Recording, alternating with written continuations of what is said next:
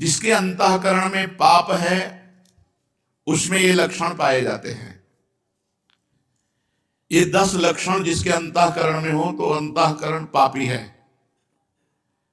इन लक्षणों का अगर अपने अंदर एक का भी स्थान हो तो नाम जप के प्रभाव से उसको हटा दो, नहीं वो पाप कर्म करवाता रहेगा।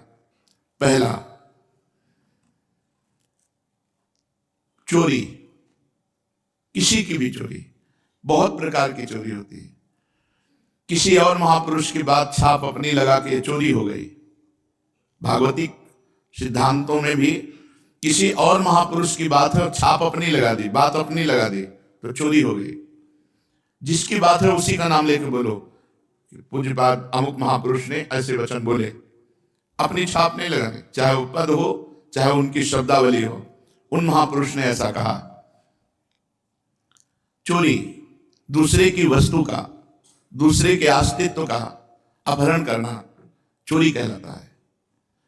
जिसमें चोरी करने का स्वभाव है, चाहे वो जो भी चोरी हो, बहुत प्रकार से चोरी होती है। वो अंतःकरण में पाप है इसलिए बर्दाश्त होता है, नहीं तो पवित्र अंतःकरण में चोरी बर्दाश्त नहीं होती। किसी को चोरी नहीं कर सकता। छल कपट के द्वारा, बेईमानी के द्वारा और भी अन्य वृत्तियों के द्वारा जो दूसरे से धन लिया जाता है, वस्तु ली जाती है, उसके स्वत्व का अपहरण किया जाता है, उसके अधिकार को छीना जाता है, ये सब चोरी के अंतर्गत आता है। जिसमें चोरी है वो पापी अंतःकरण है। दूसरा, हिंसा। किसी भी जीव की हत्या करना। हिंसा भी बहुत प्रकार की होती है। वाणी से किसी के हृदय को दुख पहुंचाना भी हिंसा है। शरीर से किसी के शरीर को पीड़ा देना भी हिंसा है। आप खिलवाड़ में किसी जीव के साथ आप उसको बंद करके मनोरंजन कर रहे हैं और उसको प्राणों का भय लग रहा है, ये हिंसा के अंतर्गत ही आएगा। बंदर है, पक्षी है, कुत्ता है, ऐसे पशुओं को आप मनोरंजन में ही प्रताड़ित कर रहे हैं तो हिंसा के अंतर्गत आएगा। आप मांस खाते हैं लेकिन आप किसी जीव की हिंसा नहीं करते, पर हिंसा करने का पाप आपको लगेगा क्योंकि आप उस मांस को खाते हैं। ये जो लोग कहते हैं कि मछली में तो कोई ऐसा, भगवान ने मत्स्य अवतार धारण किया है। मत्स्य अवतार, मछली का अवतार भगवान ने धारण किया है। और जिनको ये लगता है कि अगर हम खाएंगे नहीं तो ये बढ़ जाएंगे, तो फिर नरक भी आपके लिए भगवान ने तैयार किया है, क्योंकि आप विनाश लीला के पार्षद बनेंगे तो विनाश आपका होगा, आपकी दुर्गति होगी। ये जिम्मेवारी भगवान की है, सृष्टि का सृजन करना, पालन करना और संहार करना। अरे भाई, ये भगवान की सृष्टि है, सृजन करना, पालन करना, लय करना, ये भगवान के ऊपर। आप मर्यादा से चलो, जो मनुष्य धर्म है उसका पालन करो, राक्षस धर्म को स्वीकार ना करें। हिंसा, जिसके अंदर हिंसा वो पापी पुरुष है, उसका अंतःकरण पाप से युक्त है। चोरी, हिंसा और पराई स्त्री से व्यभिचार, ये पापी पुरुष का लक्षण है। जो माताओं बहनों को देखते ही भोग दृष्टि से देखता है, गंदी दृष्टि से देखता है, जो पराये शरीरों के साथ व्यभिचार प्रवृत्ति करता है, वो पापी हृदय है, वो अंतःकरण पाप में है। व्यभिचार बहुत जोर से फैल रहा है क्योंकि इसी से बुद्धि भ्रष्ट होगी और भजन, साधन, धर्म, अध्यात्म, इनसे दूरी बना देगा ये। जहां काम तहां राम नहीं, जहां राम नहीं काम। जैसे सूर्य और अंधेरा एक साथ नहीं रह सकता, ऐसे ही भगवत भजन और काम एक साथ नहीं रह सकता। इसलिए जो व्यभिचार परायण है, पाणी ग्रहण संस्कार करके अपनी पत्नी के साथ संतानोत्पत्ति के लिए क्रिया करना धर्म में, काम भगवत स्वरूप है, उसमें पाप नहीं है। लेकिन पराई स्त्री के साथ व्यभिचार प्रवृत्ति, ये महान पाप है। चौथा, असत्य भाषण, झूठ बोलना, ये पापी का लक्षण है।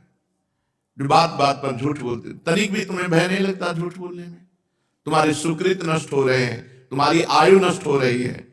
नहीं, असत्य संपादक पुंजा, क्यों झूठ बोलते हो? उचित वाणी का प्रयोग उचित करो, सत्य बोलो। हृदय में पहले विचार करो कि जो मैं बोलने जा रहा हूं ये दूसरे का अहित तो नहीं करेगा, दूसरे के दिल को तो नहीं दुखाएगा, दूसरे का अमंगल तो नहीं होगा। फिर मधुर वचन, हितकर वचन और थोड़े शब्दों में, ऐसे भगवत मार्ग का प्रतीक ऐसे संभाषण करता है। झूठ का त्याग करना चाहिए। बहुत फैला है झूठ। गोस्वामी जी ने तो लिख दिया, झूठ ही लेना, झूठ ही देना, झूठ भोजन झूठ चबेना। जिसकी देखो वह झूठ पे ही चल रहा है, आओ कुछ खा लो, नहीं खा के आ रहे हैं, बिल्कुल नहीं खाए। झूठ बोलने का एक ऐसा बात को सजा करके बोले, झूठ बोलकर देखो हम निकल गए। कहां से निकल गए तुम? माया ने फंसा लिया, निकल कहां से गए? तुम्हारे पाप एकत्रित हो रहे, तुमने पाप किया, झूठ बोला। पर आज कलिकाल का इतना प्रचंड तांडव है कि कोई ये समझ नहीं रहा कि व्यभिचार पाप है, झूठ बोलना पाप है, हिंसा करना, मांस खाना ये पाप है, चोरी करना पाप है, ये समझ ही नहीं रहा। खुले मार्ग में एक महिला जा रही थी, ऐसे जनीज तोड़ करके गिरा और लोग देख रहे हैं। मतलब लोग ऐसे देख रहे, कोई वीडियो बना रहा है, कोई देख रहा है, ऐसा लगता है इन लोगों की आंखों का पानी मर गया है, इनमें मनुष्यत्व ही नहीं रह गया है। अरे मनुष्यत्व हो तो अपने प्राणों की बाजी लगाकर रक्षा करनी चाहिए। परहित लाग तजे जो देही, संतत संत प्रशंसा देही। ये ऐसी कायरता, ऐसा पौरुषत्वहीनता आ रही है कि एक आदमी को चार आदमी मिलकर के परेशान कर रहे हैं, कोई बोलने वाला नहीं, कोई बोलने वाला, और मनोरंजन और वीडियो बना लेंगे, उसको बचाने की चेष्टा नहीं की जाएगी। एक आदमी का एक्सीडेंट हुआ पड़ा है, आदमी कार से निकलता है, खिड़की खोली, वीडियो बनाया, चल दिया। ऐसी पशुता आती जा रही है, स्वार्थ वृत्ति आती जा रही है। क्यों? क्योंकि पाप हृदय में विराजमान है। पांचवा, चुगली करना। किसी की भी बात अगर आपको करनी तो उसके सामने कीजिए, उसके पीठ पीछे बात की तो चुगली हो जाएगी और ये पाप है। किसी की भी बात करनी तो उसके सामने कीजिए और उसको संबोधन कीजिए, आपने ऐसा किया, आप इसको सुधारिए, तो वो तो हितकर बात हो जाएगी। लेकिन उसके पीछे चले जाने के बाद जब उसकी बात होती है, उसे चुगली कहते हैं और वो पाप होती है। प्रायः ये भी हम पाप नहीं समझते हैं, जहां वो गया देखा गए, बस उसके पीछे उसकी बात निंदा करने लगे, उसकी बात करने लगे, वो चुगली होती है। यही सब भजन को ना करने देते हैं, ना बढ़ाने देते हैं, ना पचाने देते हैं। यही पाप प्रवृत्तियां जिनको हम सावधानी से त्याग नहीं पाते, ये हमारे भजन को क्षीण करती रहती है। छठवां, पराये अधिकार को अपने में लेने की चेष्टा। किसी की जमीन, किसी की वस्तु, किसी की, बहुत चालबाजियां। क्या करोगे? मर जाओगे यार, ये सब बांध के ले जाओगे, खोपड़ी में बांध के, खोपड़ी भी यही फोड़ दी जाएगी तुम्हारी। एक कपाल क्रिया होती है, वो उसमें श्मशान में होती है, जलती हुई लुखाठी से सर को फोड़ा जाता है। तुम जिंदगी भर खोपड़ी लगाते रहे संसार में, तुम्हारी खोपड़ी फोड़ी जाएगी, अंतिम में खोपड़ी भी फोड़ दी जाती है। जैसे मंदिर में खेती लगी है, जमीन लगी है, उसका अन्न धन आप स्वयं अपने प्रयोग में करें, बुजुर्गों ने लगा दिया, इसके बाद आपने अधिकार में अपने ले लिया, ये सब पाप का लक्षण है। कभी किसी की इंच भर जमीन, 1 रुपया, 1 दाना भी लेने की कोशिश मत करो, तो आनंदित रहोगे। लेकिन बस किसी तरह माया का ऐसा क्षेत्र बढ़ा है, बस किसी तरह बस अहंकार की पुष्टता होती है। 7वां, पराया अनिष्ट चिंतन, अनिष्ट करना। कुछ लोगों का स्वभाव होता है, जो मैं चीज पसंद करूंगा उसे चाहे मैं मर जाऊं लेकिन दूसरे को देने नहीं दूं। ऐसे कई स्वभाव हमने देखे व्यक्ति में। मेरी एक आंख फूटे लेकिन पड़ोसी की दोनों फूट जाए, चलेगा। मेरी एक फूट जाए, पड़ोसी की दोनों फूट जाए तो चलेगा। मतलब बहुत तरह से हम दूसरे का अनिष्ट सोचते रहते हैं।